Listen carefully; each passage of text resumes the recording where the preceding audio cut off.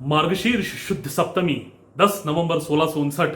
ये दिन ऐसा था दोस्तों जहां पर 17वीं शताब्दी के हिरण्यकश्यपु का वध उसी शताब्दी के नरसिंह द्वारा प्रतापगढ़ की दहलीज पर किया जाता है। जी हां, अफजल खान का वध किया जाता है शिवाजी महाराज द्वारा। ऐतिहासिक घटना। जो बड़े किरदार होते हैं दोस्तों, वो जागतिक पटल पर अपना आगाज किसी बड़ी घटना के साथ करते हैं। यह महत्व होता है हर एक व्यक्ति के, महान व्यक्ति के जीवन में ऐसी घटनाओं का।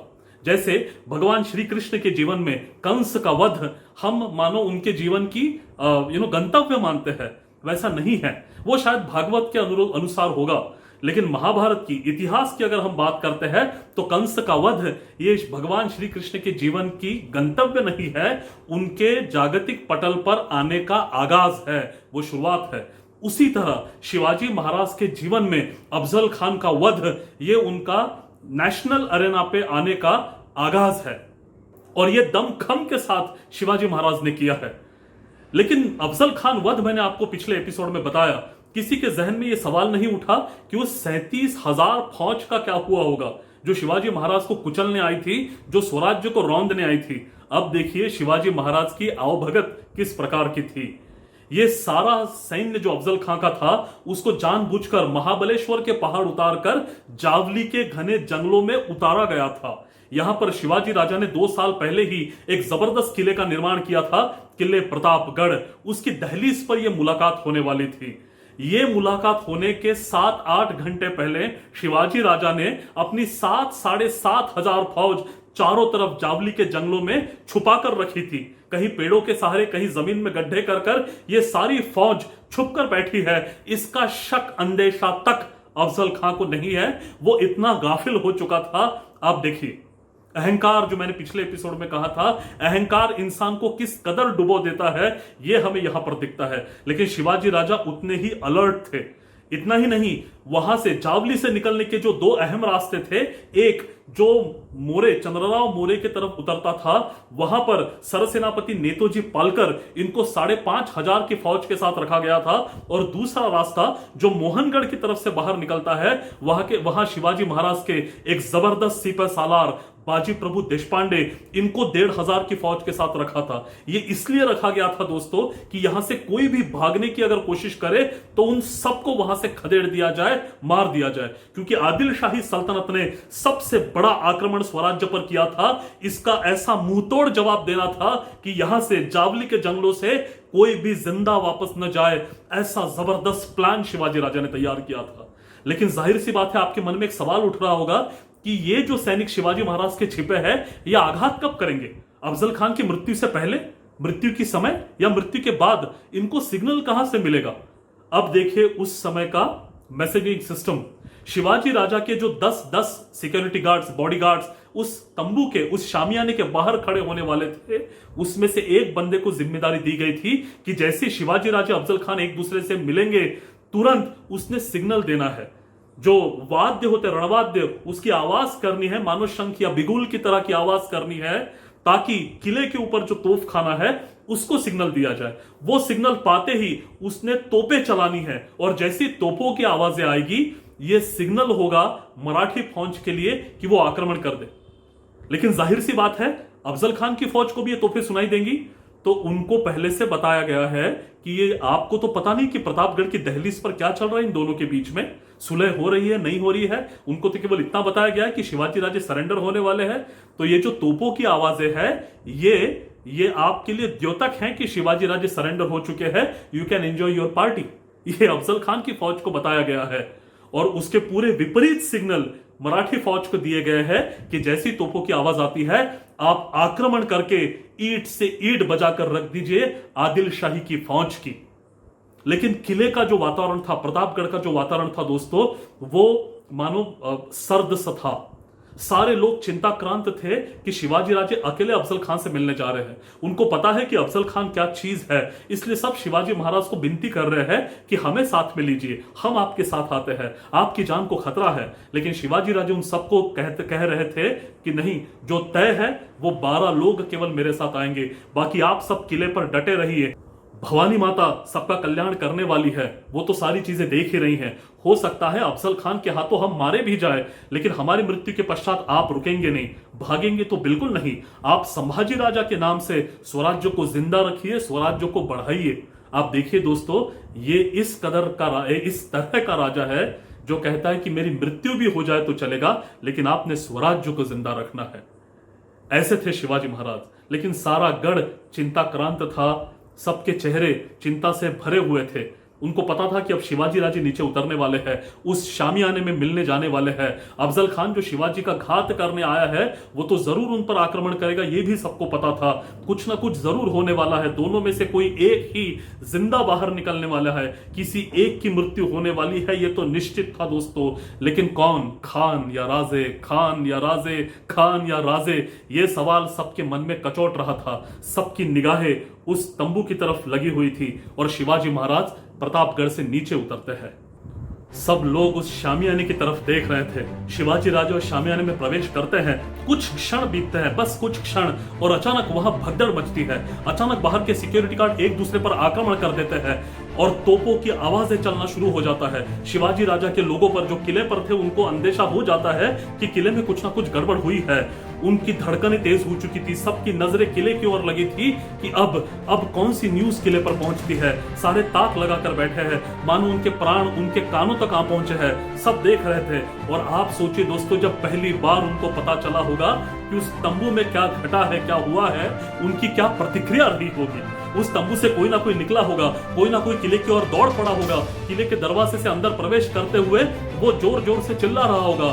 सब लोग उसकी तरफ देख रहे होंगे, सबके प्राण, मैंने जैसे कहा, कानों तक आ चुके थे। सब वो उस न्यूज की राह देख रहे थे कि क्या खबर आती है। खान या राजे, खान या राजे, खान या राजे। वो व्यक्ति अंदर आता है और जोर से चिल्लाता है, उड़ा दिया, अफजल खां को उड़ा दिया। शिवाजी राजा के एक ही आघात ने अफजल खां की धज्जियां उड़ा दी थी। किले पर से तोपों की जबरदस्त सरवत्ती शुरू हो चुकी थी। तभी सिग्नल मिल चुका था, हर एक तोप आग उगल रही थी। आग उगलती हुई हर तोप दिल्ली, आगरा, गोलकोंडा, आदिल शाही की तरफ मुख कर चिल्ला के बोल रही थी कि सुल्तानों, आपकी मौत आ चुकी है। आपके और आपके सल्तनतों के, आपके सिंहासनों की धज्जियां उड़ाने के लिए नरसिंह आ चुका है। ऐसा जबरदस्त हमला शिवाजी राजा ने किया था।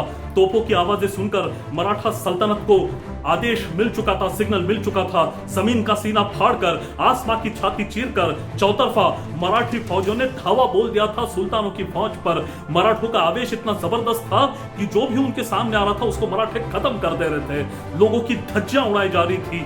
आदिल शाही की फौज जो पहले सुस्त पड़ी थी, जिसको पता ही नहीं था कि ऐसा कुछ होने वाला है, वो इस अचानक हुए आक्रमण से दहल गई। उनको संभलने तक का मौका नहीं मिल पाया। इतनी जबरदस्त आक्रमण मराठों ने कर दिया था। 4-4.5 घंटों में मराठों ने 12,000 फौज की मानो धज्जियां उड़ा दी। चारों तरफ अफजल खां की फौज भागने लग गई। शिवाजी महाराज प्रतापगढ़ पर खड़े होकर अपने वीरों का यह पराक्रम देख रहे थे। खुशी से सारा किला झूम उठा था।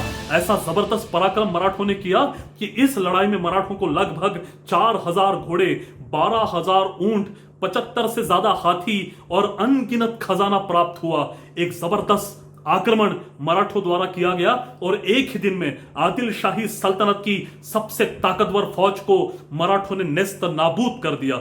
इतने बड़े विजय के पश्चात शिवाजी राजा प्रतापगढ़ पर रुके नहीं हैं। दोपहर को 2-3 बजे के आसपास अफजल खान का वध है। उसके 4-4.5 घंटों में उन्होंने आदिल शाही फौज की ईंट से ईंट बजाकर रख दी थी और आधी रात शिवाजी राजे स्वयं 4-4.5 हजार की फौज लेकर और सरसेनापति नेतोजी राजे पालकर ये लगभग 4,000 की फौज लेकर 2 अलग अलग रास्तों से दक्कन पर आक्रमण कर देते हैं। मानो पत्थर लेकर आम तोड़ना क्या होता है, जिसको पता है वो ही समझ पाएगा कि शिवाजी राजे निकलते हैं कोल्हापुर की दिशा में, दक्कन की ओर, और एक झटके में चंदनगढ़, वंदनगढ़, अहिवंतगढ़, मकरंदगढ़, वैराटगढ़, सदाशिवगढ़ करते करते 16वें दिन शिवाजी राजा कोल्हापुर पर धावा बोल देते हैं। 300-350 साल बाद कोल्हापुर पहली बार स्वतंत्र होता है और उसके तुरंत बाद शिवाजी का आक्रमण होता है।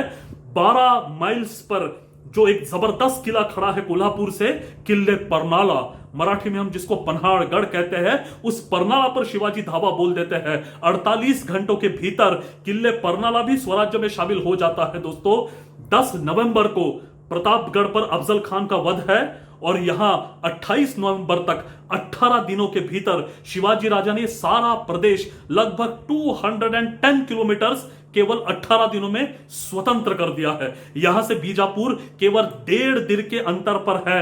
यह आप अगर समझ ले तो आपको पता चलेगा कितना जबरदस्त स्ट्रेटेजिक लोकेशन है किले परनाला का। यह शिवाजी राजा ने स्वतंत्र कर दिया। और सरसेनापति नेतोजी राजे पालकर ने तो कमाल कर दी। नेतोजी पालकर ने तो कमाल कर दी। जो मराठी लोग 300 सालों से सुल्तानों के जबरदस्त अत्याचार केवल सहन ही कर रहे थे, घुटने पर आ चुके थे। हमारे अंदर कोई स्वाभिमान है, हम कुछ कर सकते हैं, हम भी लड़ सकते हैं, हम सुल्तानों के पराभव कर सकते हैं, हम खुद विजय प्राप्त कर सकते हैं। यह आत्मविश्वास जहां पर खो चुका था, लोगों ने तलवारें छोड़ दी थी, लोगों ने लड़ाइयां छोड़ दी थी, ऐसा सत्वहीन महाराष्ट्र आज अपनी स्वतंत्र सेना लिए अपने स्वतंत्र सरसेनापति के साथ दक्षिण पर आक्रमण करने के लिए चल दिया था। कहा सल्तनत आदिल शाही की राजधानी बीजापुर पर, दारुस सल्तनत बीजापुर पर मराठे टूट पड़ने के लिए निकल चुके थे। रास्ते में जितने उनके किले और जितने उनके प्रदेश थे उन सबको तहस नहस करते हुए सरसेनापति नेताजी पालकर ये बीजापुर से जा टकराए। मानो ऐसे लग रहा था कि 1-2 दिन के भीतर नेताजी पालकर आदिल शाह बादशाह को सिंहासन से खींचकर शिवाजी राजा के कदमों में ना लाके डाल दे, ऐसे लग ही रहा था। लेकिन उनके सौभाग्यवश और स्वराज्य के दुर्भाग्यवश सिद्दीक खवास खां ये बीजापुर सल्तनत की संरक्षण के लिए वहां सामने खड़ा हो गया। 7,000 की फौज नेताजी पालकर के सामने खड़ी हो गई। नेताजी पालकर की 4,500-5 हजार की फौज लगातार 15-20 दिन आक्रमण करते हुए गई थी। ऑलरेडी वो थके हुए थे। 7 दिन तक ये जंग चली, लेकिन नेताजी पालकर वहां से आगे न बढ़ पाए, उनको वापस आना पड़ा। यह हमारा बहुत बड़ा दुर्भाग्य रहा, नहीं तो शायद उसी दिन दारुस सल्तनत बीजापुर पर भगवा फहरा दिया होता। ऐसा जबरदस्त पराक्रम मराठी सेना ने किया था दोस्तों। ये इतना जबरदस्त पराक्रम था कि औरंगजेब भी दिल्ली में हिल चुका होगा कि मराठी लश्कर आदिल शाही के दहलीज तक जा पहुंचा था। ये आत्मविश्वास दोस्तों, ये आत्मविश्वास जरूरी था। मैंने जैसे कहा था कि भगवान कृष्ण ने दहलीज पर कदम रख दिया था नेशनल पॉलिटिक्स के, उसी तरह शिवाजी राजा ने इस घटना द्वारा नेशनल अफेयर्स में अपना कदम, जबरदस्त कदम रखा था। यह ऐसी घटना थी जिसके पहले सब मानते थे कि अफजल खान का पराभव कोई कर नहीं सकता।